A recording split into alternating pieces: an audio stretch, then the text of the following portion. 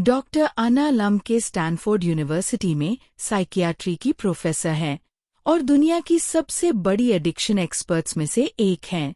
ये किताब एक ऐसे सवाल का जवाब देती है जो आज हर इंसान के मन में है। दुनिया में इतनी सुख सुविधाएं हैं, इतनी एंटरटेनमेंट है, इतना फूड है, इतना कंटेंट है, फिर भी लोग इतने अनहैप्पी क्यों हैं? जवाब छुपा है एक केमिकल में जिसे कहते हैं डोपामाइन। और ये किताब उसी डोपामाइन की कहानी है कि कैसे ये हमें खुश करता है, कैसे ये हमें ट्रैप करता है और कैसे हम इससे आज़ाद हो सकते हैं। डोपामाइन एक ब्रेन केमिकल है जो हमें प्लेजर फील कराता है। जब आप कुछ अच्छा खाते हो, कोई अच्छी मूवी देखते हो, कोई अचीवमेंट मिलती है, तो ब्रेन डोपामाइन रिलीज करता है और आपको अच्छा फील होता है। लेकिन प्रॉब्लम यह है कि ब्रेन हमेशा बैलेंस में रहना चाहता है। जब आप बहुत ज़्यादा प्लेजर लेते हो, तो ब्रेन उसे बैलेंस करने के लिए उतना ही पेन की तरफ झुक जाता है। यही है डोपामाइन का सबसे बड़ा ट्रैप। पहला बड़ा सबक है, हम एक डोपामाइन ओवरलोडेड दुनिया में जी रहे हैं।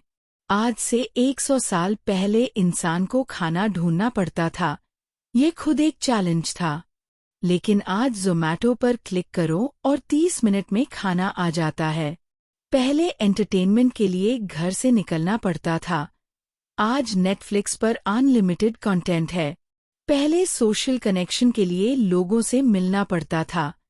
आज इंस्टाग्राम पर हज़ारों लाइक्स मिल जाते हैं।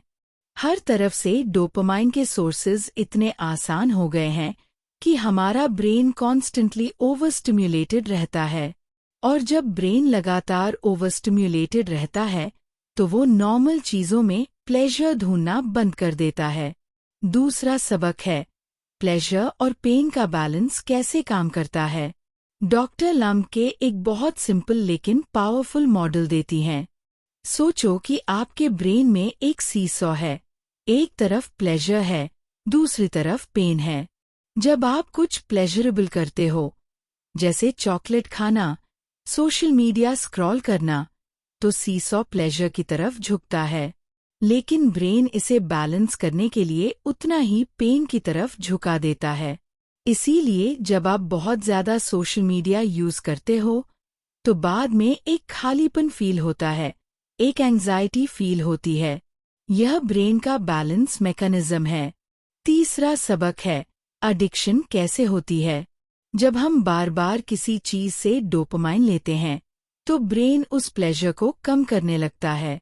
यानी पहले एक चॉकलेट खाने से जितना प्लेजर मिलता था, वही प्लेजर पाने के लिए अब 3 चॉकलेट खानी पड़ती हैं।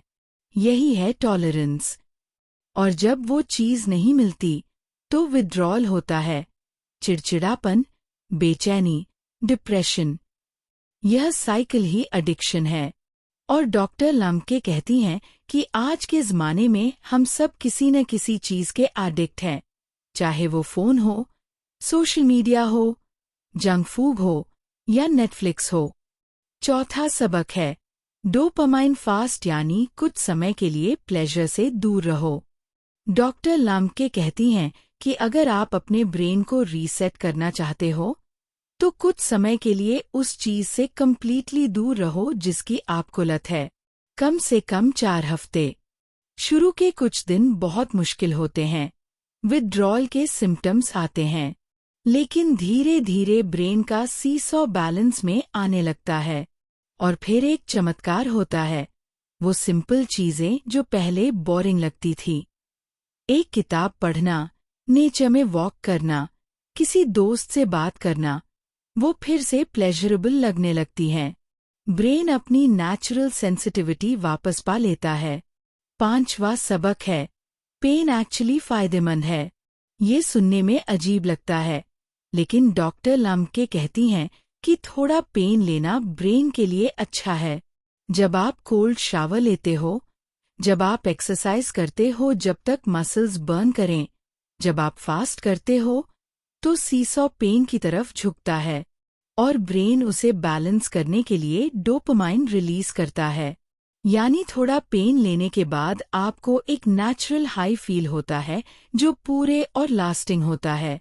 इसीलिए जो लोग एक्सरसाइज करते हैं, मेडिटेशन करते हैं, कोल्ड शावर्स लेते हैं, वो नेचुरली ज्यादा खुश रहते हैं।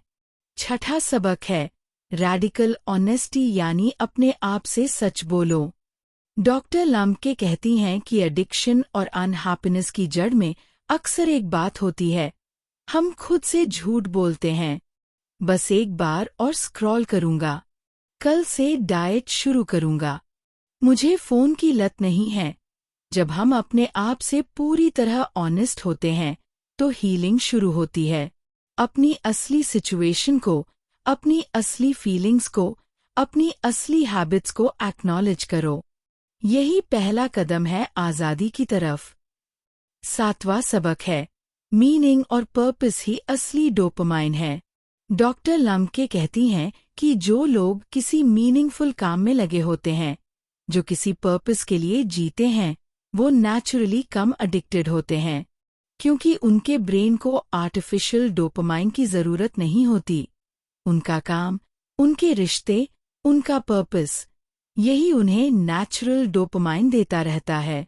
इसलिए अपना पर्पस खोजो और देखो कि फोन, सोशल मीडिया और जंक फूड की जरूरत अपने आप कम होती जाती है।